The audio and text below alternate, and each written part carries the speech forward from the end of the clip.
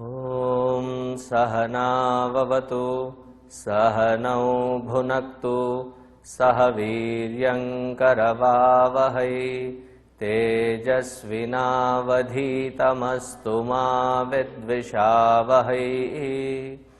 ॐ शान्तिः शान्तिः शान्तिः। गुरुर्ब्रह्मा गुरुर्विष्णुः गुरुर्देवो महेश्वरः गुरुरेव परं ब्रह्म तस्मै श्री गुरवे नमः। तस्मै श्री गुरवे नमः।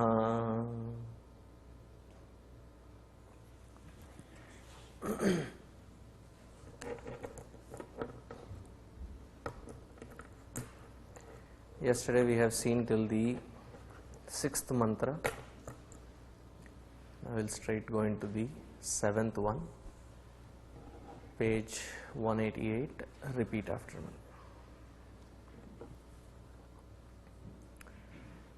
या प्राणेन संभवति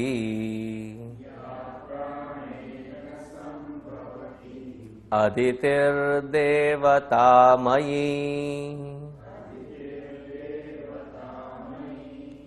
गुहां प्रविश्य तिष्ठन्ति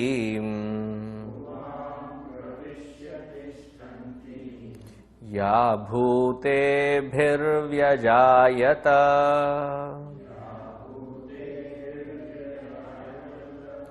ये तद्वै तत्।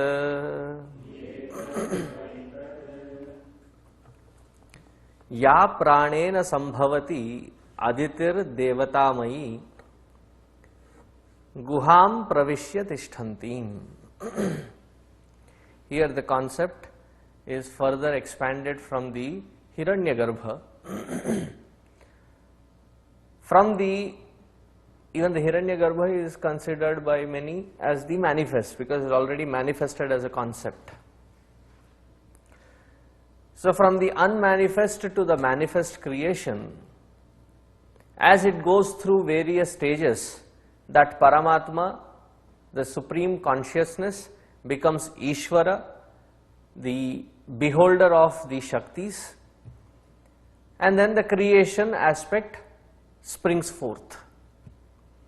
And in that creation that springs out, there is the unmanifest, just before manifest, the blueprint, which is the Virata, and then comes out the various forms of beings along with the various supplements that are required to sustain it.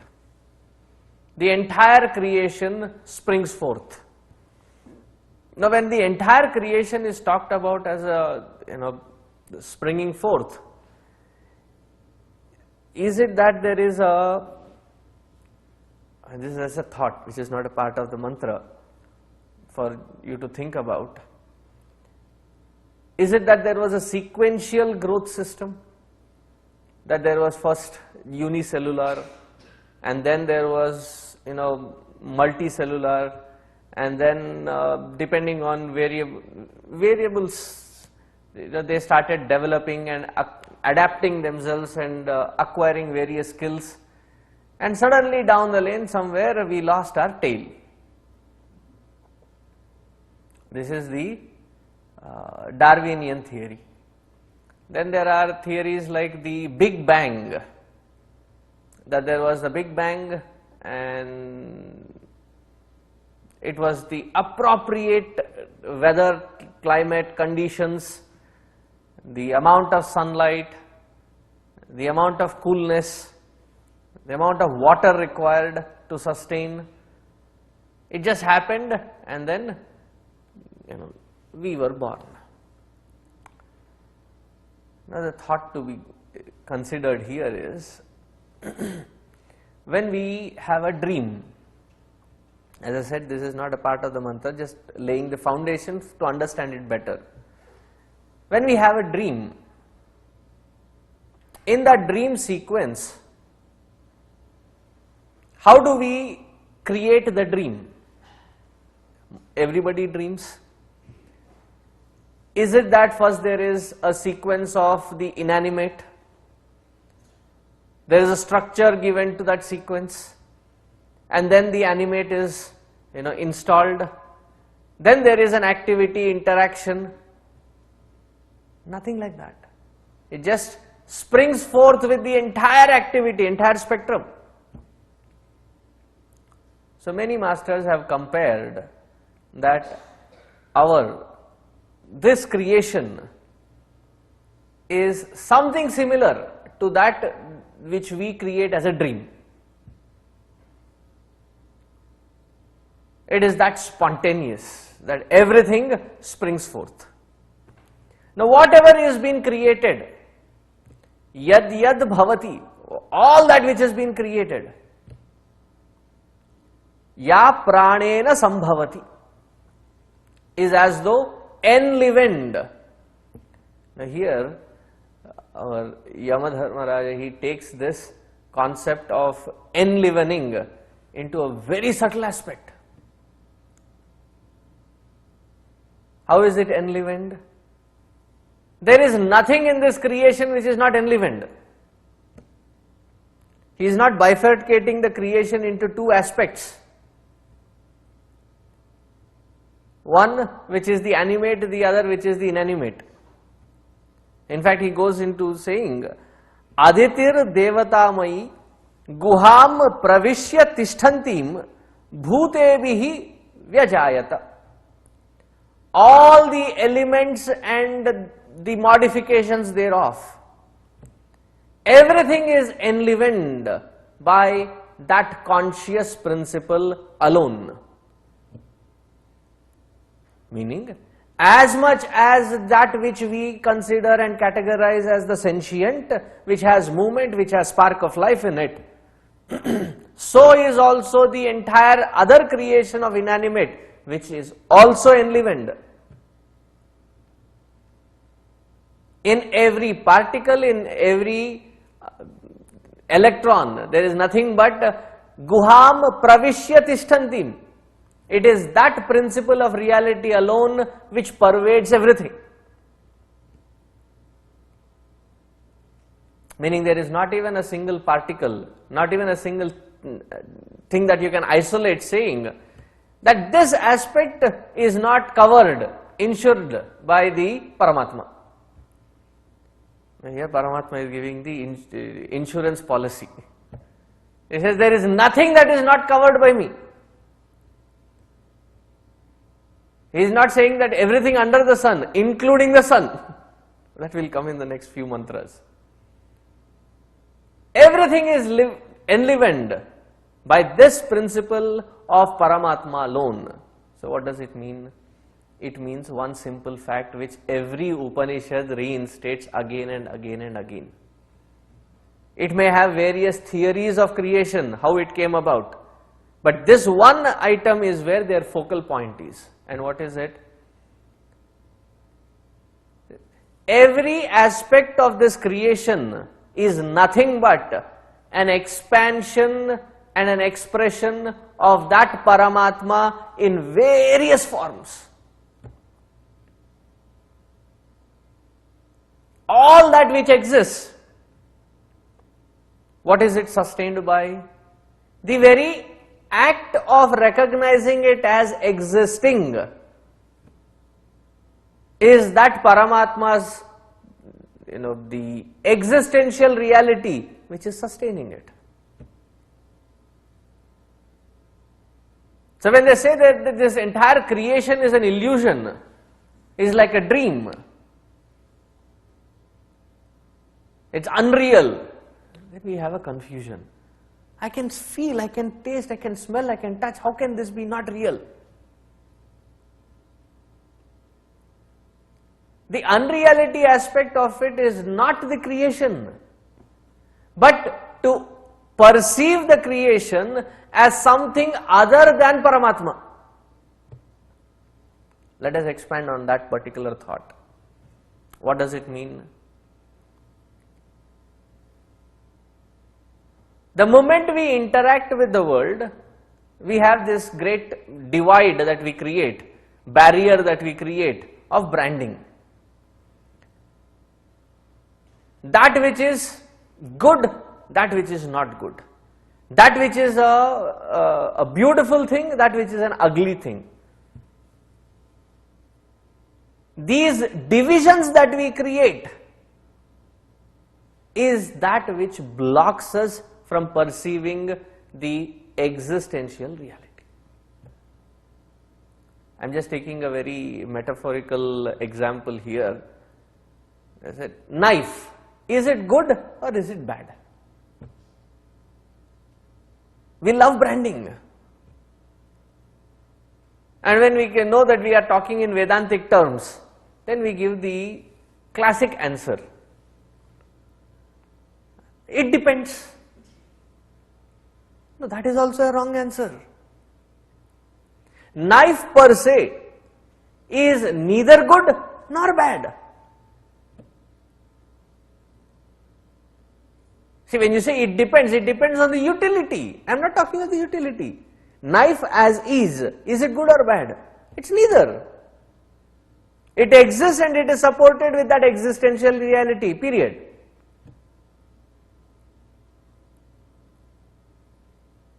In an expert chef's hand, the knife becomes a good tool.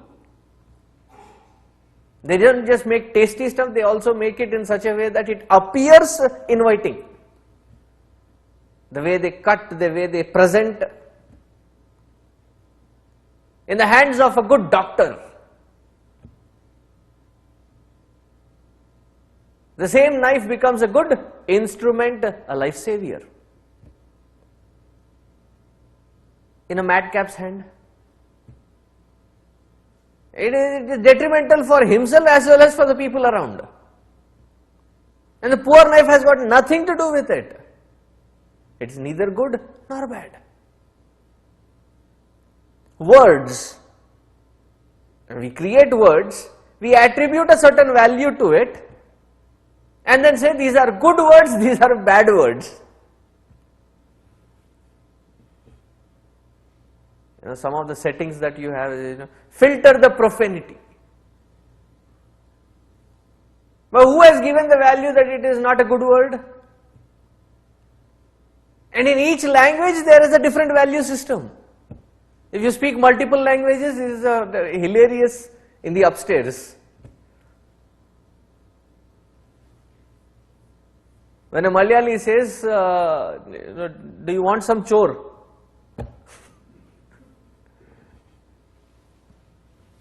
Chore in Malayalam means cooked rice. In Hindi it means a thief. The value given to that particular syllable, that way we spell it, the way we articulate it, the meaning changes with the, depending on the what value that we have given.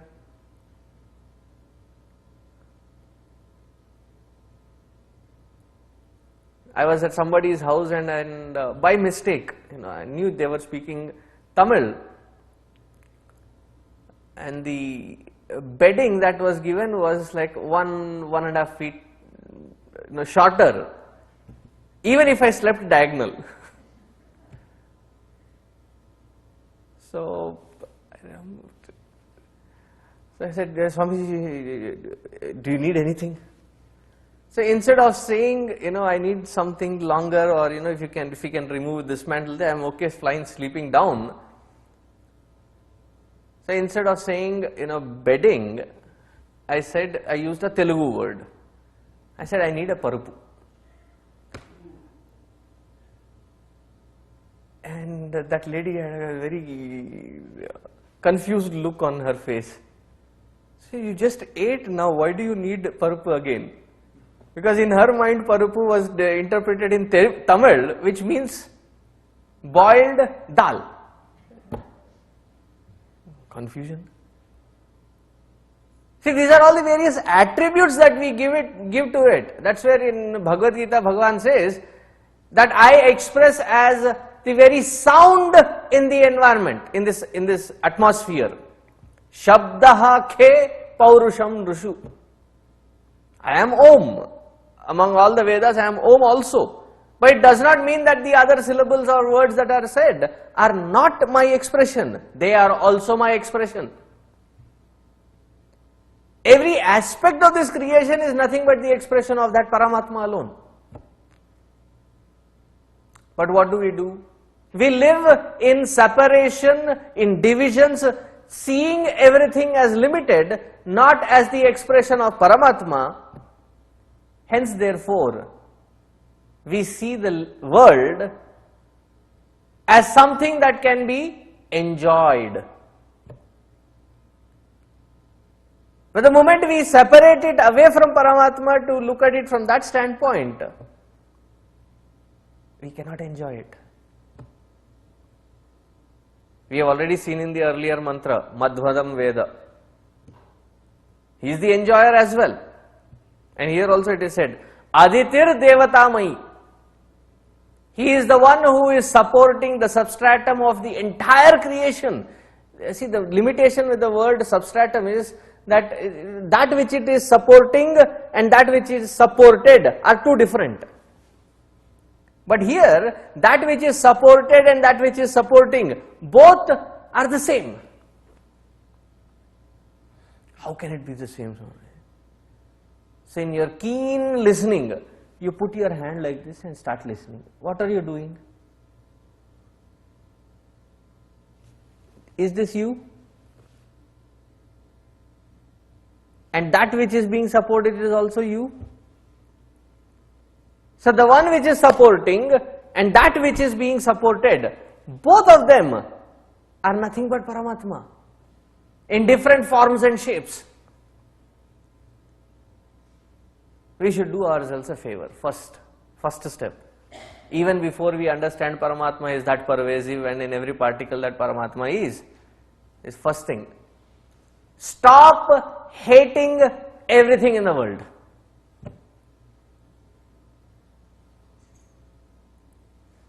Inadvertently, what are we hating? Is Paramatma.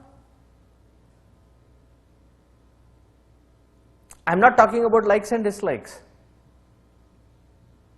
We may not like something. Something may not go well with our system. Understood. But nothing should be hated. Ghrana bhava should not be there. And what are we hating? We will end up hating Paramatma. In fact, we end up hating ourselves. Who is that Paramatma? It's my own identity. And what is this entire universe? My own expansion.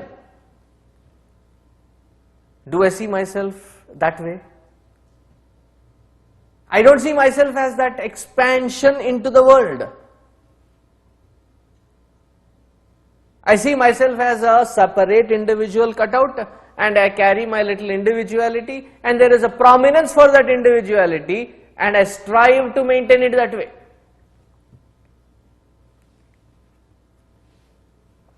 See, why go limited when you can go unlimited? Somebody said, Swamiji, we are shifting our cell phone network. I said, why? Because the network is giving unlimited internet usage. The existing plan that I have, it is like gives 2 GB and they're charging me, what do they say, arm and a leg? Huh. I didn't understand the usage, but I also use it. They charge me arm and a leg, so I'm shifting to it. Why? Because this seems to be very restrictive. Now I have unlimited. Why carry that individuality? And this comes in every Upanishad, every Sukta, this beautiful point, this subtle aspect is again and again mentioned. That everything around you is nothing but an expansion and an expression of Paramatma alone. See, when we see nature, and it goes beyond our defined parameters, we get suddenly struck by that wow moment. What is that wow moment?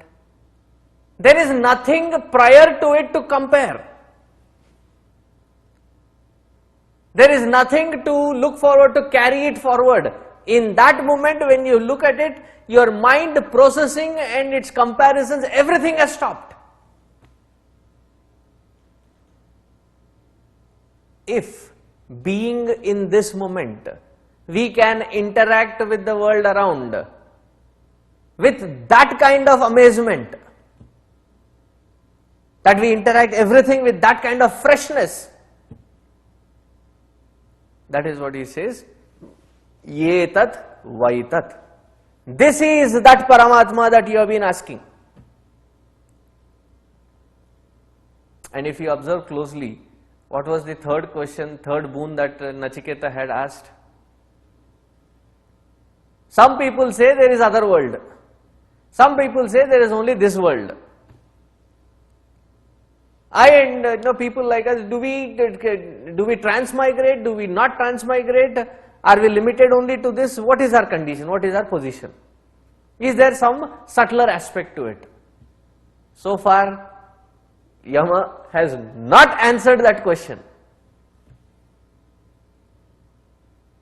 But he has meticulously, step by step, taken that eager mind of Nachiketa to transcend beyond that mind. Somewhere, somebody's commentary, I read, it said, this is not a very complete Upanishad.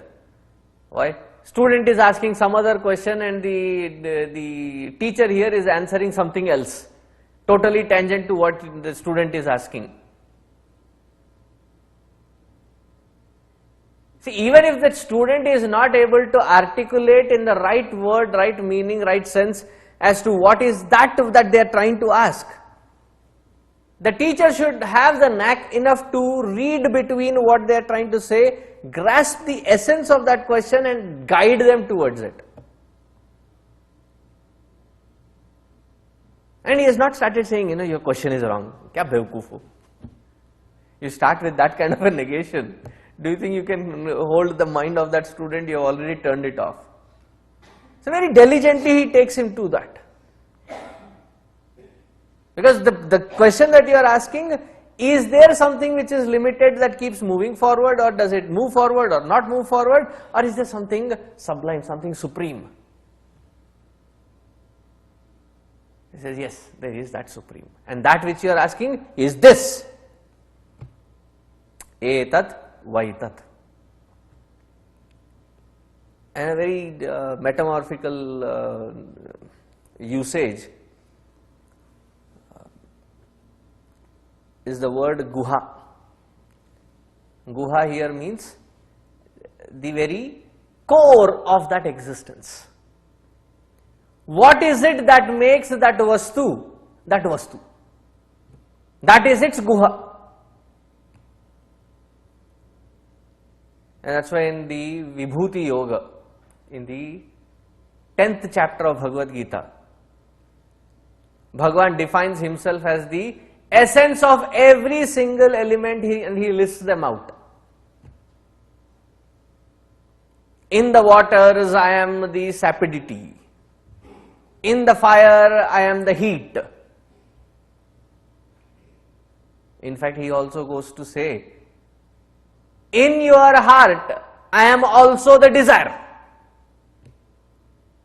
Imagine. In your heart, I am also the desire that you are entertaining.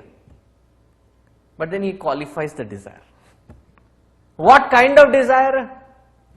That kind of desire which will take you in fulfilling your responsibilities and the life that you are having in a righteous manner. Kamosmi Bharatarshabha. But what kind of kama? Dharma aviruddho bhuteshu. That which takes you back to that core of your own existence. Such desires, I am in your heart.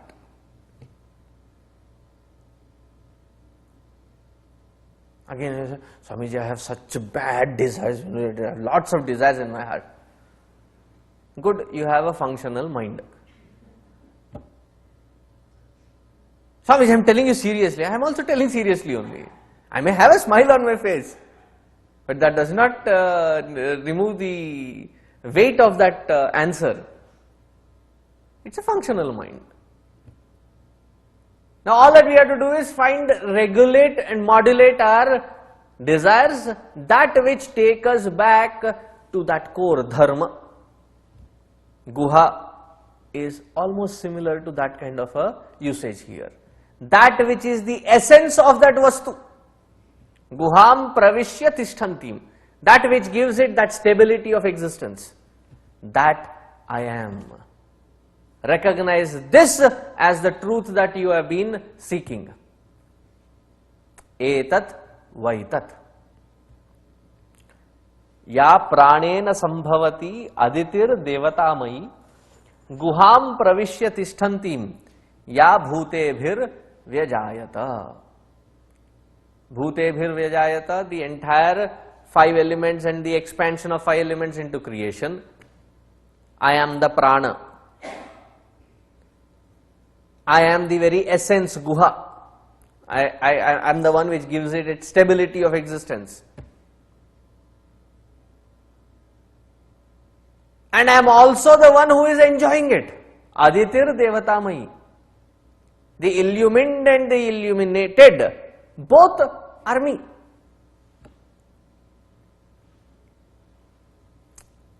I know in this country they don't allow it, but back in India,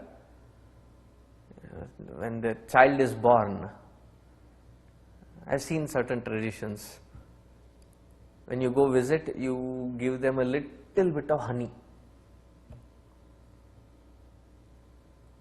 Even if the child is sleeping, just a little, you put it on the lips. And you see the tamasha then. Because something new has been introduced. But then, suddenly his face brightens up. This new is good. And lick the entire thing and then trying to see if there is more of it on the lips. Next 2, 3, 4, 5 minutes. Keeps licking his own lips. So when you are licking your own lips, what exactly are you doing? The one who is licking, the one what it is being licked, both are the same. That is what is very beautifully, meditatively given as a message in the little Krishna on a people leaf. Vatapatra Sai. And what is he doing in that beautiful depiction? He is sucking on his own thumb. Sorry, the toe. Meaning what? The one who is enjoying, that one which is being enjoyed, and the enjoyment, everything is nothing but Paramatma alone. Taittiriya Upanishad says, Ahamannado, Hamannado, Hamannadaha. Vishnu Sahasranamam also says that. Adyateti cha bhutani.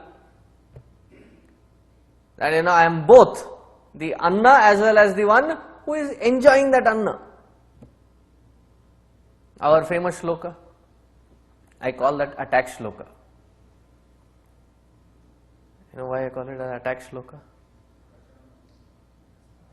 Because after that only you can food. Brahmarpanam brahmahavihi brahmagno brahmanahutam brahmaiva tena gantavyam. And that whole process of karma is now also nothing but Paramatma. But the ability to perceive, perceive again is a wrong word, experience is a wrong word.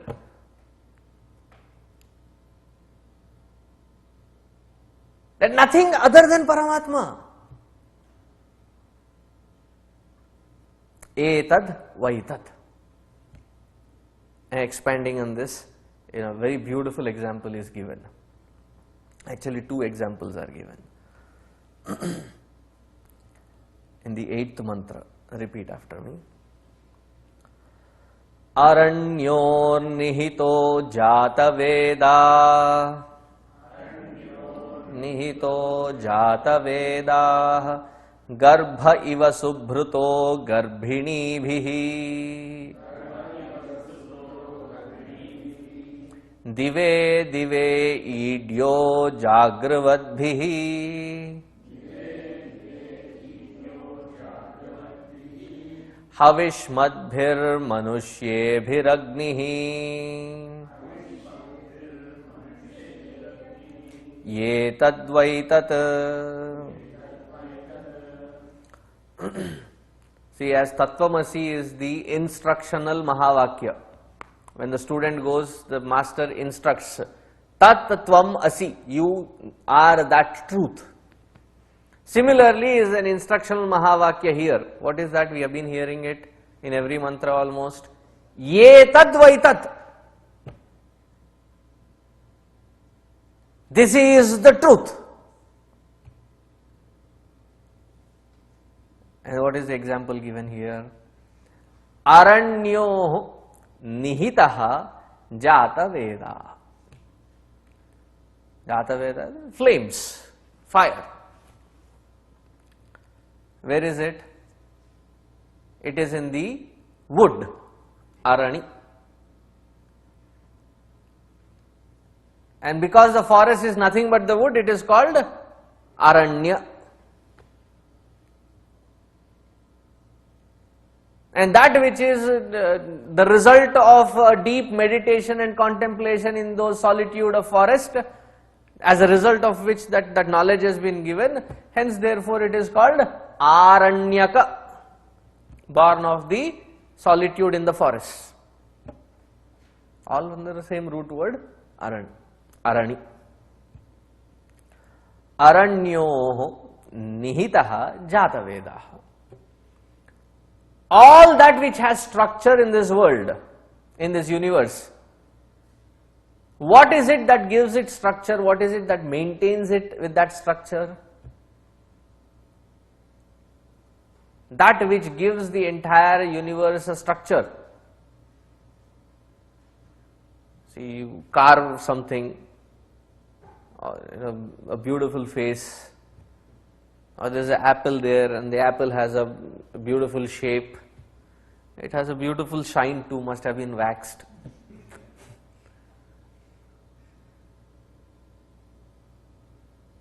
Okay, different kind of waxing. Literally there is wax coated, so it shines. What is it that gives it its shape? That which gives the shape to the entire universe is called fire.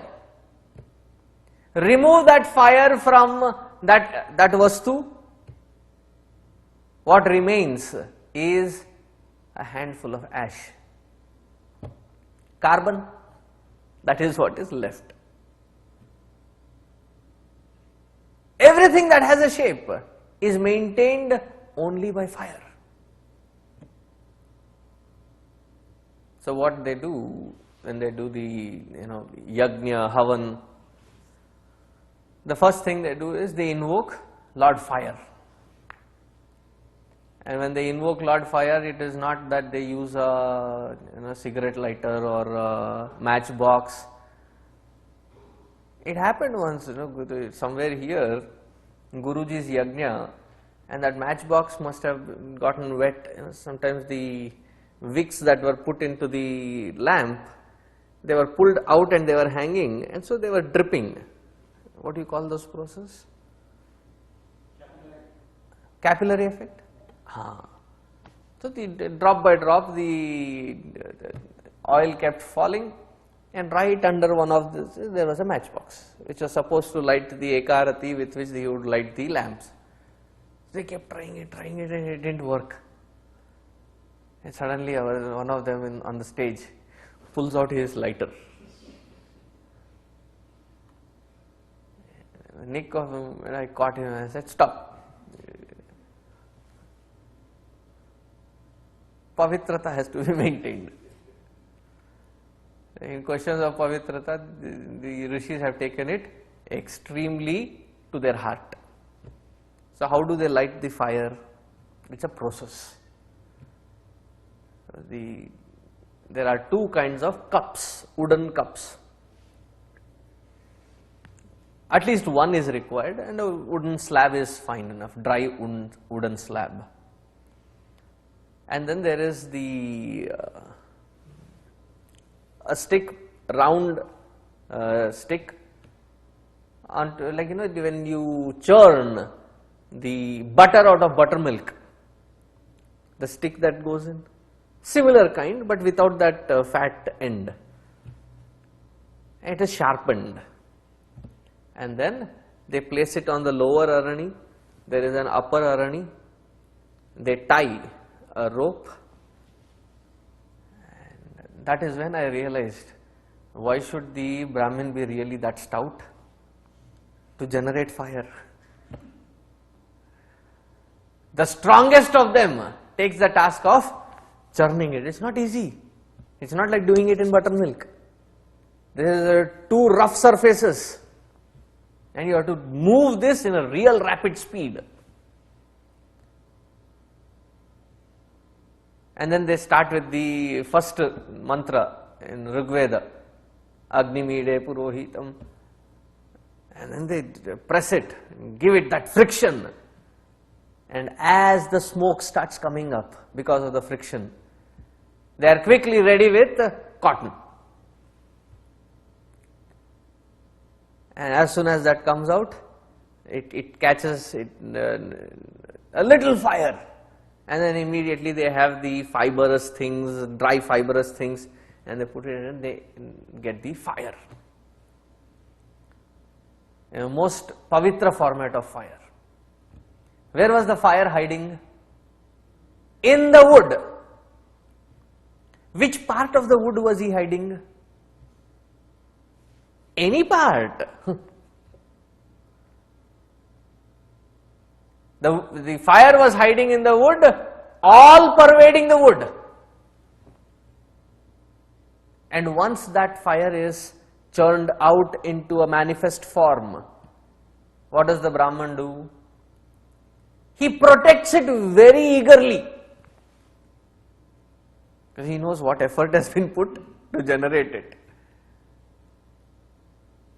And then gets a bigger flame out of it.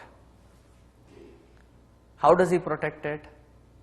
This is Garbha iva subhruto garbhini vihi. Subhrutaha, well protected.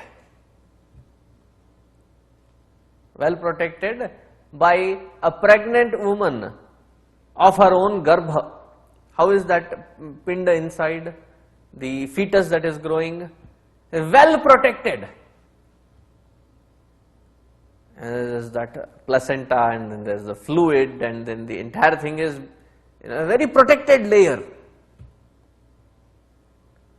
Similarly is the effort put by these Brahmana who do the Nitya Agnihotra. They protect that fire which has expressed. And worship invoking into that fire, and into that fire they offer everything, and that is called Purna Ahuti. And what is a Purna Ahuti in a spiritual sense? To offer everything that I can consider as the individuality, that has to be offered. That has to be given up, sannyasta. Once that individuality is given up, offered into that fire, you find that which is all pervading, that has always been existing, that which was supporting and sustaining the very form and shape, Like the fire supports the form and shapes, similarly, Paramatma being Antarhitam, he is there pervading in and through everything. Every particle of this entire creation. There is nothing as an undivine particle. It is not like the other religions wherein they say that that which is good is created by God, that which is bad is created by Satan. Same thing when you say it in Urdu, Shaitan. And sometimes I wonder, because the parents scold their own children, Shaitan kya aulad? I said, Arey wah, what a recognition. Genetic defect.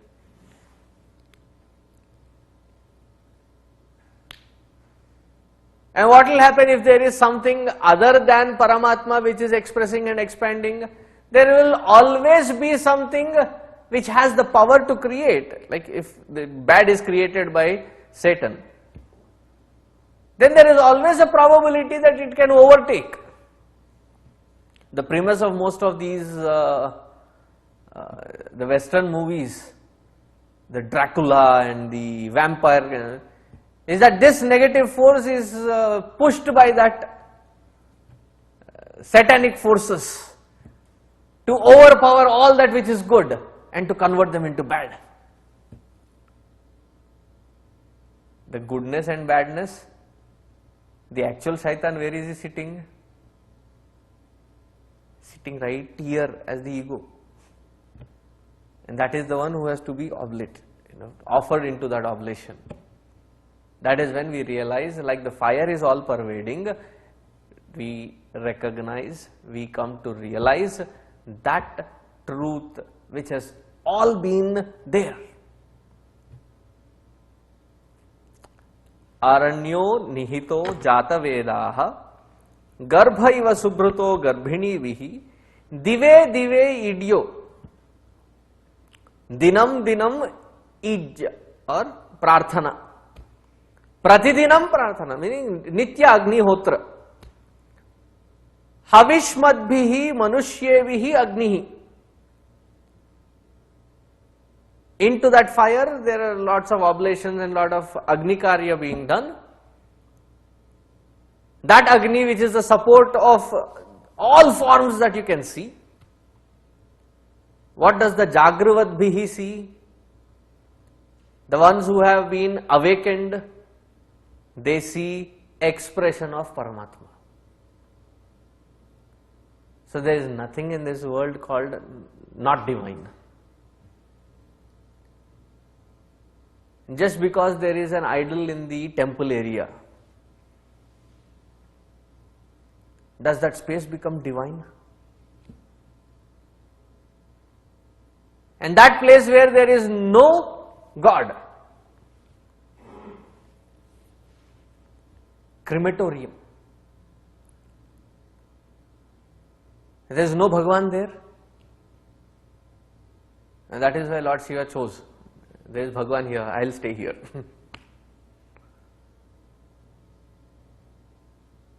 See, the space does not become divine because of the presence of a statue, or it doesn't become less of divine when there is nothing. The presence or absence of something does not make it good or bad or divine or undivine. It essentially is the expression of that Supreme alone. That's why in the Vishnu Sahasranama they say, the first word, they don't start with Vishnu. They start with Vishwam, meaning the entire creation that we see is nothing but a live format, live expression of that Paramatma alone. You know, when somebody comes and asks, where is God?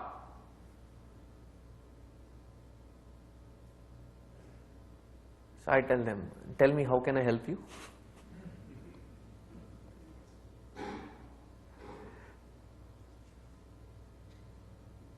And it is not because our ancient rishis were primitive, that they worshipped out of fear the rain, or out of fear that they worshipped the mountains or the forests or the rivers. It was from this beautiful subtle aspect that every beautiful aspect of this creation, every aspect of this creation is worthy of worship, because it is nothing but a live expression of that Paramatma alone, nothing less than that. Hence, therefore, worthy of worship.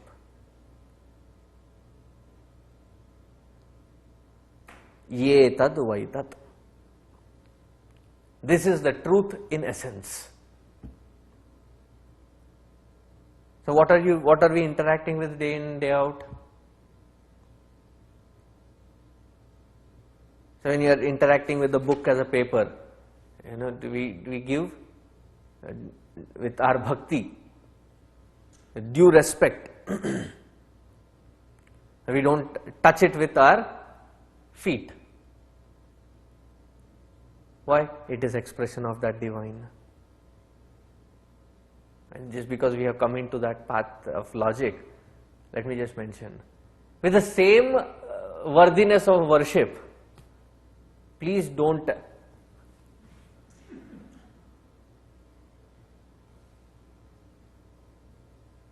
some respect.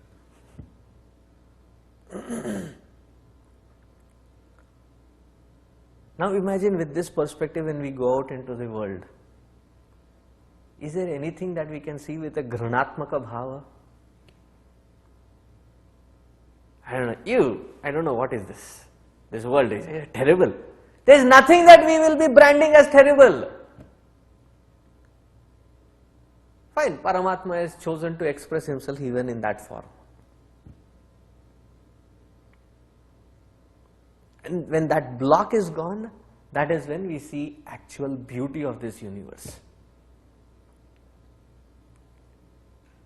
So I have explained three concepts here.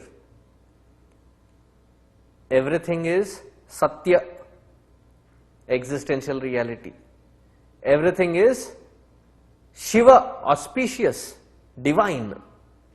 And everything is beautiful, Sundaram. That is how God expresses, that is how Paramatma expresses. But Swamiji, what is beauty in death? Thank Him. If not for Him, we would not have space to live. We would not have food to eat. And it is not a one stop wherein everything ceases to exist. It is a modification. And even that modification, there is beauty. Hence, therefore, when somebody asks Gurudev, what is your thought on death? I said, big deal, another experience. And do you get saddened when you fall asleep? Deep sleep? No, irrespective of whether it was a classroom or not, you sleep.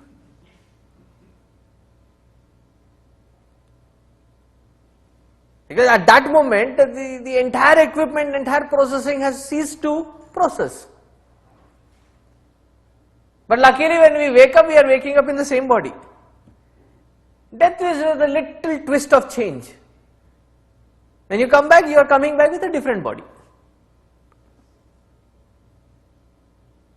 You go in with one costume and go out with a different costume. It's a costume change. And that's also a beauty. That is why when Mahatmas attain Mahasamadhi, we celebrate even that day. As much as Jayanti, the birthday is celebrated, so much is there Vardhanti, the day when they attained Mahasamadhi, is also celebrated. Why? That is also a moment of celebration. If at all we get tears in our life, it should be tears of joy. not tears of pathetic sorrow or misery. So continuing, he says, Yataschodeti suryaha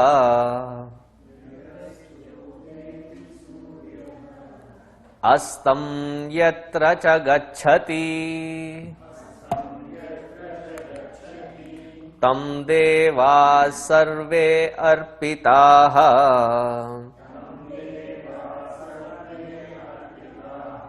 tadunatyeti kaschana yetadvaitat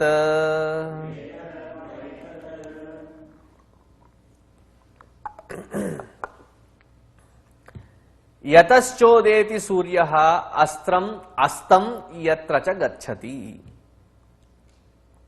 Surya is being used here as a collective noun of everything that has come into expression, everything that has come into manifestation.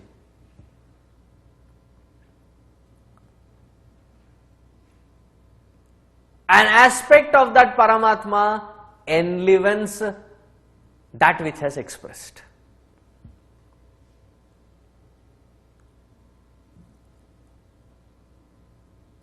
For example, see when he says tam devaha sarve arpitaha,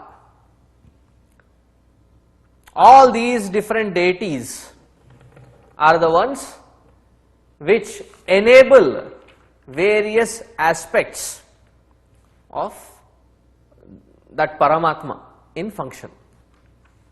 When we say US government, where is that US government?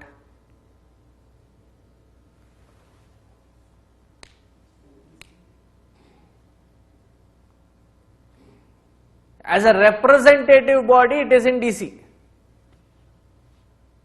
In every space which is covered under US of A, the government is pervasive everywhere, including those spots where it is not in this country but a different country, but that space there is governed by the US laws. The embassies, what is that embassy? That piece of land and everything that happens under still comes under the US government. Now when you want to invoke that government in the form of protecting yourself, which aspect of government do you knock their doors on? You go to a cop, police. Mama, please protect me.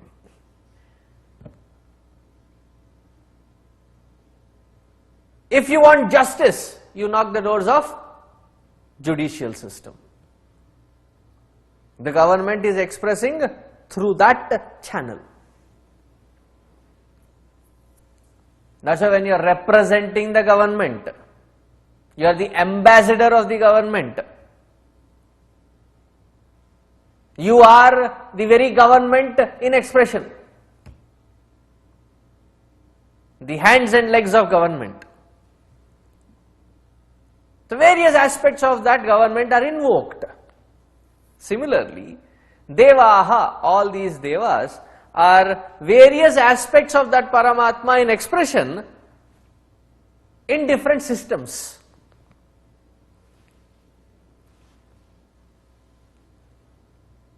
And so beautifully, tied in. If you look at the logic, it says, where does the God of space exist? Between the ears. I'm not kidding.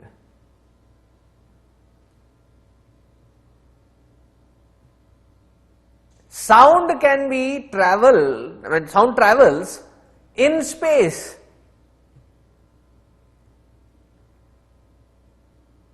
Can it travel in vacuum? It travels only in that space. And that is what is here so that we can hear. So the Deva of the space, Dig Devataha, which deity is presiding on which particular aspect of the organ, enlivening it as if, and that is what we invoke in the Anganyasa, Karanyasa, Hridayanyasa. When we read Vishnu Sahasranama or Rudram, we invoke various aspects of this God in his expression. Eyes can function in the field of light. Remove the light, can you see anything? It will not. So who is the presiding deity of the eyes? Even in the Virata, the blueprint, the original blueprint, what is the description of that Virata given? What are the eyes? Surya, Chandra.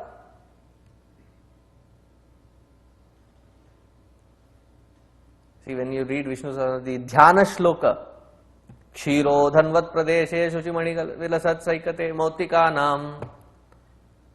So in that entire Dhyana Stuti, what is it being explained? Each one of these presiding deities, they are as though enlivening that particular Golaka. And what are those different deities?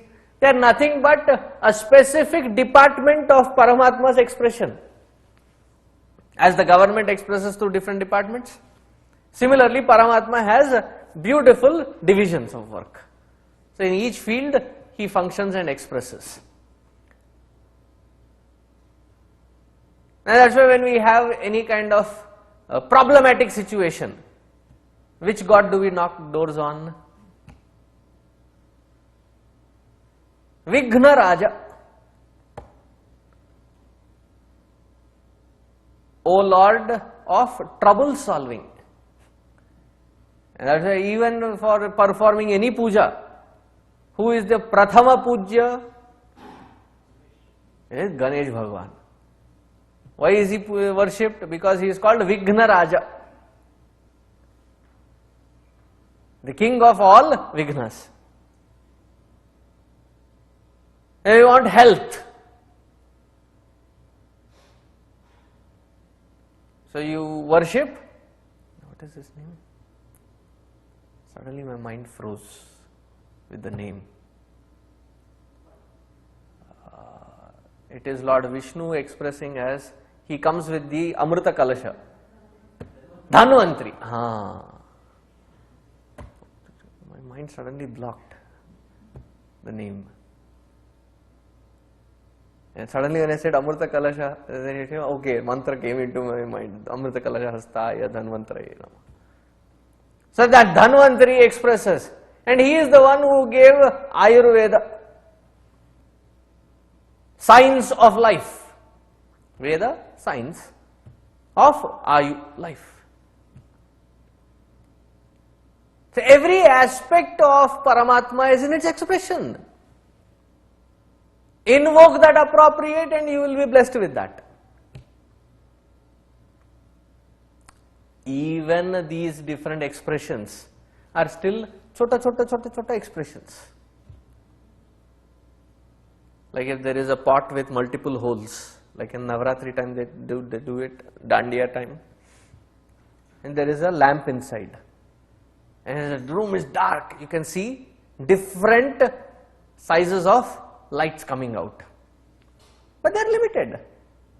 The actual Jyoti inside is much brighter than these individual. But these individual, are they separate from that bigger light? They are not. It is just the medium of expression. It is the same Paramatma. So everything that is under the sun, including the sun, between the Suryasta and the Suryodaya, meaning everything under the sun that is covered, are enlivened by these various aspects of Paramatma, and these various aspects of Paramatma is nothing but the expression of that Paramatma alone.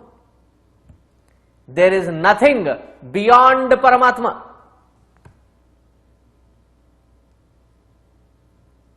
Tadu na natyeti kaschana. Atyeti, nothing bigger than, nothing which is beyond Paramatma. And that Paramatma alone expresses into various multiple formats, in different degrees, different levels. Yetat vaitat. So if you are worshipping any form of this expression of Paramatma, whom are you ultimately worshipping? You are worshipping that Paramatma alone. That's why when you look at different scriptures, different Puranas, everybody says that there is no greater God than Shiva. Says Shiva Purana.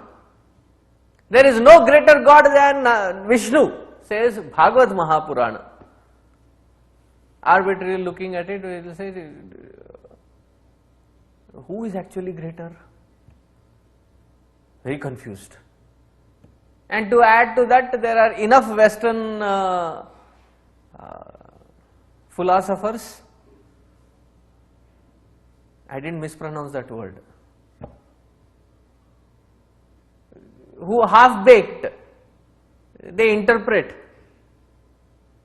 Add to that confusion, there are fanatics in each.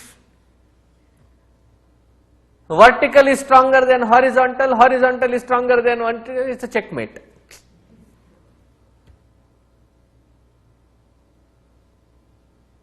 Vertical is, even between that there are two kinds, V and the U. They have V-shaped and the U-shaped. And then there is railway tracks. See, even each one of them, when they say that my God is the greatest, it is not to be misunderstood in comparison with the other forms of God. Like what? A simple example. When somebody says, my mom is the greatest, are you making that statement in comparison with other moms? Not exactly. You just are trying to express your gratitude, your love, saying that mom is really unique for you. That's about it. It is not to say that my mom is the greatest, your mom is the... That is not what it is meant. It is not in comparison with other moms. But phonetically we don't understand it. See, that Paramatma into the Vaishnava, they call him as Narayana. And the expression of that Narayana as a sustainer is Vishnu. You go into the Shaiva, they call him as Maha Shiva.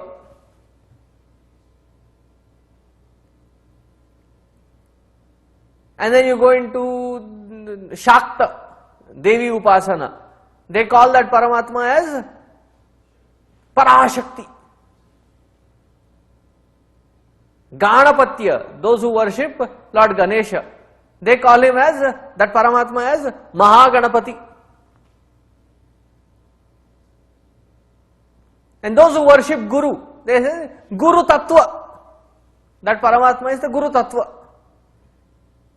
Different names for that Paramatma. Don't get carried away.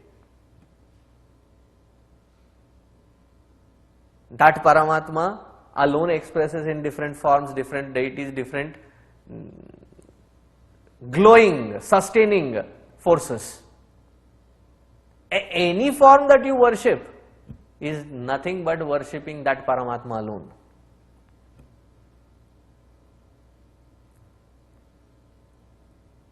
Tam devaha sarve arpitaha tadu natyeti kaschana. There is nothing much more than this, there is nothing beyond this. So don't come back and say, which form of God should I worship? Pick any God, Baba. So people ask me on Sundays, Bhagavad Gita classes, Swamiji, Chinmay Mission, which form of deity do you worship? Can I brand you as, because you speak so much on Bhagavad Gita, can we call you as Krishna worshippers? So I tell them very clearly, I don't do retail business. I do wholesale business. I worship all forms of God equally.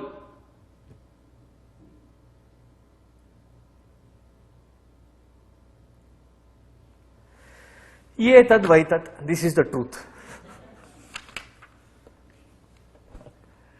Continuing.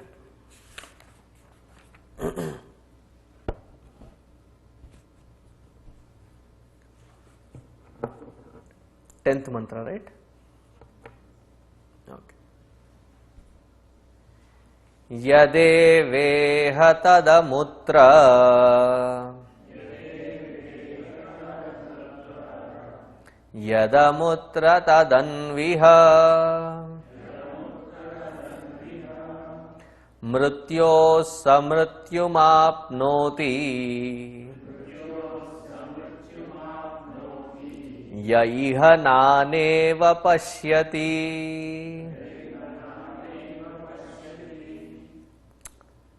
Those who see their nana iva pashyati. Mrityoho mrityum apnoti. They are stuck in the world of limitations of death. What is nana? We will see later. It is not Hindi nana.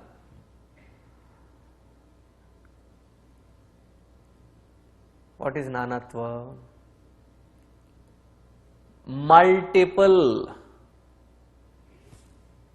variations, distinctions, divisions. Wherever we see these multiple bifurcations and our mind is consumed by these divisions, those divisions catch back and they become our limitations and death-like. So stop seeing divisions. When we have that one vision, it takes us beyond all limitations. Nana eva pashyati. Those who see these differences as Paramatma being different and the world being different, each one of us is different. And that is where whenever we see these differences, it creates unnecessary, unhealthy comparisons. As arbitrary as white, black, brown skin.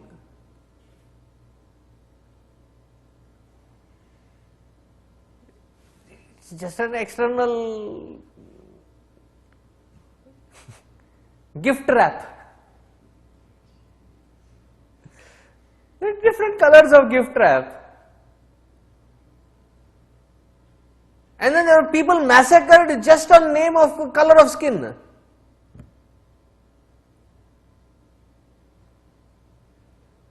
White skin supreme. Then why do you go for tanning? And those who have tan, natural. They go for whitening.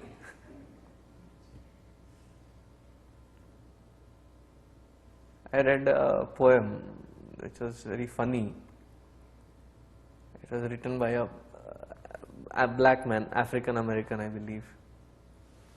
He says, people, you change colors. We are always in permanent colors. When you blush, you go pink. And you go green with envy. But we stay in one permanent color.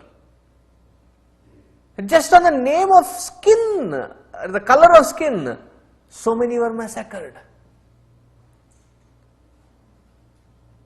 Right? The moment we create divisions, we compare. And we have to have the superiority. Swamiji, in front of those people I feel very inferior. It is just a notion with respect to certain limitations. Well, what is the truth? The truth is, yad eva iha tad amutra. Yat amutra tad eva iha. Anu iha. Whatever is here, meaning that which we see as this beautiful world and its vast expanse, is the same that which we are trying to find is the Paramatma. And that Paramatma is nothing but this world. Purnamadaha Purnamidam. How can this be Purna and that be also Purna? Very simple. Purnat Purna Mudachyate. When something comes out of Purna, is always Purna. Cannot be less than Purna. If it were less than Purna, then its very first place, it was not infinite. It was a finite thing. Because from finite, only finite can be brought. Whatever is here as the expansion is nothing but Paramatma. And there is not any difference between that which is here and that which we are seeking. It's the same.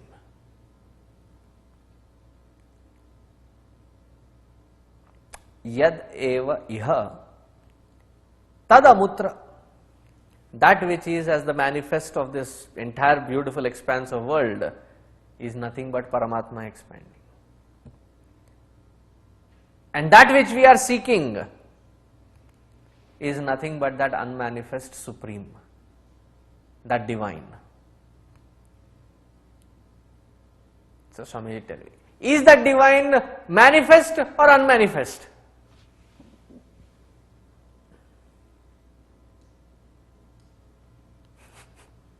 Is that supreme manifest or unmanifest?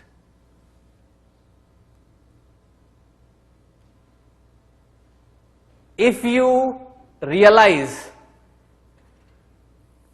then Paramatma is manifest. Until then, Paramatma is unmanifest. It totally changed the texture of answer. I know the question was that whether this Paramatma is the manifest world, or there is something other than this world which is Paramatma also, somewhere, some God. There is nothing of these two kinds. It's like, I have a blanket and I show only my face.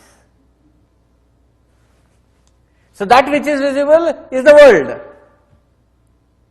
But that face, is it separate from my entire being? No.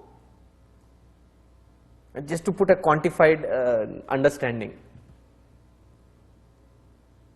So Paramatma is neither manifest nor unmanifest. Why? When we realize, it is manifest. When we don't realize, it is unmanifest. If we don't understand this and give importance to the movements, give importance to the fluctuations, give importance to the divisions and the barriers that we create, then we are stuck in the world of limitations and death is inevitable. And probably that is why often we hear people cry out. Okay, like LOL, you can say COL, cry out loud. What do they cry out? Arre Baba mar gaya re.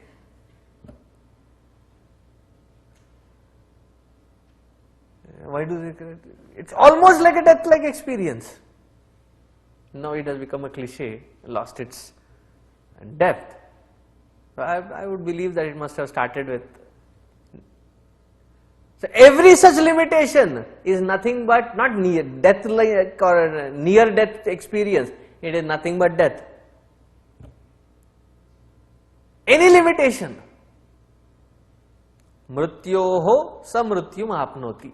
So it's like, you are dead, born, and where are you all tending to? Death again. This beautiful opportunity that we have, what should we do? Trigger ourselves out of this entire cycle of birth and death, out of these limitations. By what? By understanding that the entire creation is nothing but Paramatma, and that Paramatma is pervading every bit of this universe. So continuing in the 11th mantra, he says, Manasaivedamaptavyam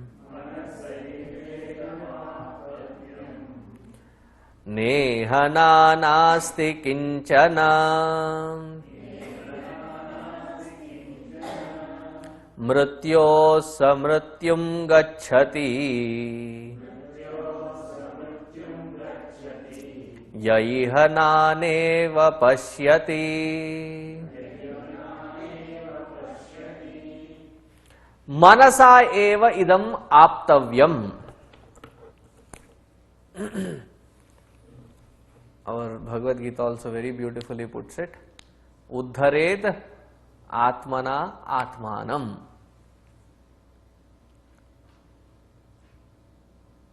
Why?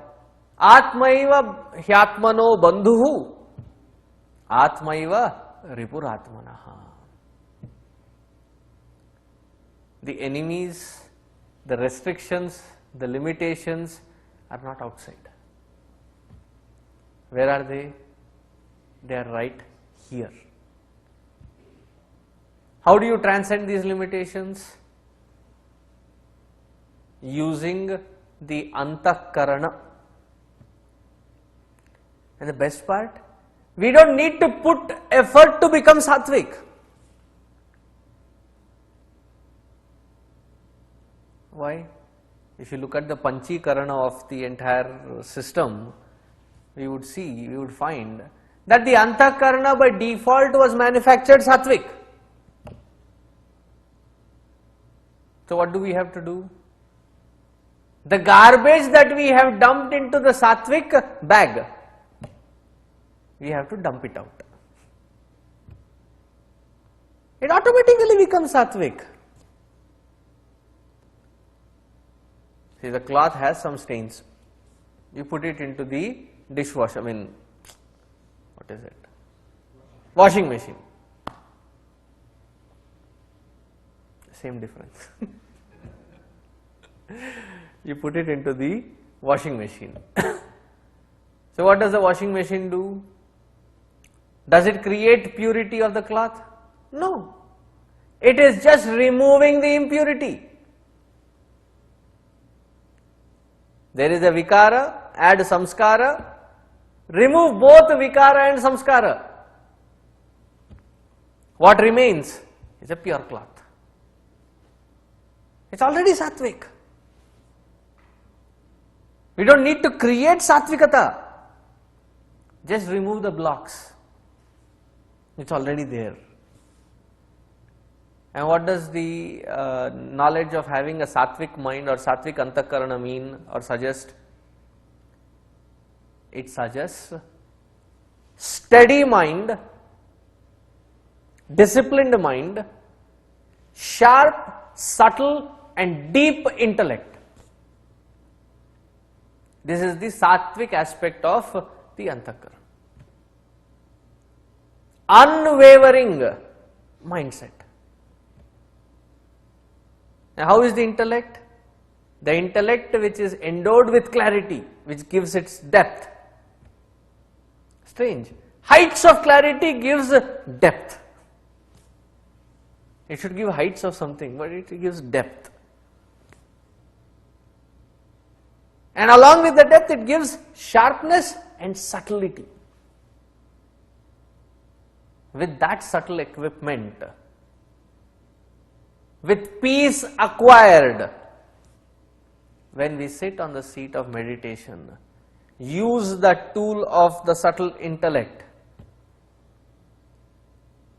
to finally kick beyond the limitations of the body, mind and intellect, the identifications. It is in that meditation alone. That's why the Upanishads say, Dhyanat evatu kaivalyam. How would you find that Paramatma? It's only through dhyana. So what is it for this jnana or bhakti or karma? They are the purifying agents. Use them to clean the impurities. Do we need to load purities? No. By default, the antakarna is pure. See, there is dust on the mirror. You are not able to see the reflection. In order to see the reflection, what do you have to do? Do you have to create a shining surface? No. It's already there. Shining, reflecting surface is already there, built in. Remove the dust. Almost every scripture talks of this. Manasa eva idam aptavyam. Neha nanasti kinchana. And this is like the Guru stating it to the Shishya. Do not doubt even a bit. Why? In this, all differences merge, all divisions merge with the vision of that oneness of Paramatma. Neha nanasti kinchana. Mrityoho sa mrityum gacchati yaiha nana eva pashyati. But those who though understand or even grasp this concept intellectually do not put effort to go beyond limitations. And what is their logic? I am waiting for the calling.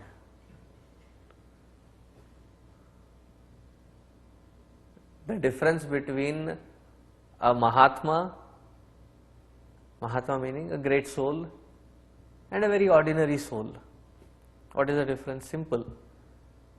The Mahatmas do their sadhana and then leave everything else of Vyavahara to the Lord.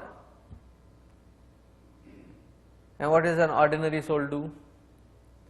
Does everything else and puts sadhana on Lord. And very logical also.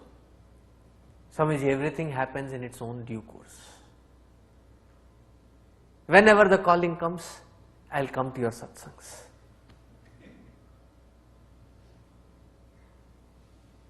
Tathastu. May that day come by soon. As soon as I finish my these little responsibilities, I will come. And not just for satsanga, for even doing sadhana. When will you start? After finishing up all these things. Seriously. Go ask somebody who is 10 to 20 years senior to you. Whatever be your age, go ask a 10 to 20 years senior to you. Yeah, you have reached to that age now. Is all your responsibilities done with?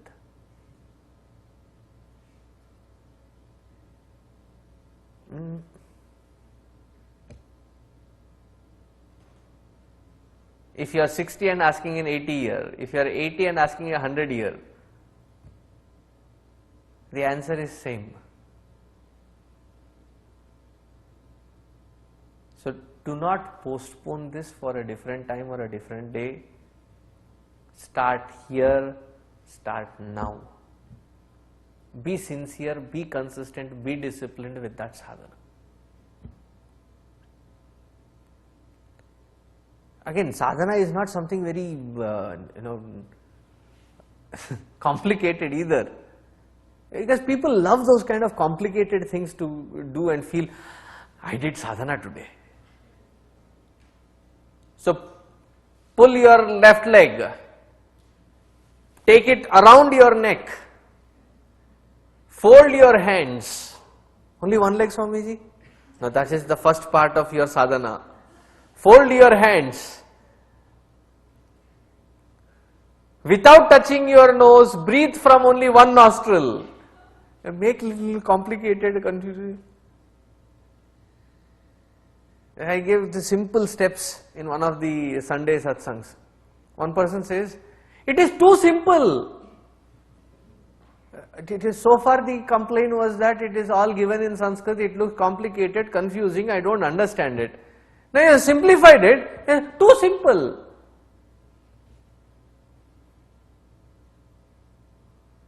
Do that sadhana sincerely. Puja, japa, dhyana. Continuously you have to be doing it. Swami, I am doing puja, japa, dhyana. I think I have to now grow. Can you tell me more sadhana? Is it like a, from a blue belt to a green belt to a brown belt to an orange belt to a black belt? The sequence may be different, but I am just making it up. Nothing of that order. That one sadhana that you do consistently should take you upward. And it is that sadhana done with the purpose, not for begging. Bhagwan, I need this, Bhagwan, I need that, not for that. It is a total nishkama sadhana, done only for purifying, nothing else. With that attitude when it is done, manasa eva idam apyavyam neha nanasti kinchana, and there are no second thoughts about it. That is the solution. And then he continues tomorrow. There's a beautiful meditative technique being introduced. That we will see tomorrow. Om Purnamadaha Purnamidam Purnat Purnamudachyate Purnasya Purnamadaya Purnameva Vasishyate. Om Shanti Shanti Shanti Harihi Om Yo Namaha Krishna.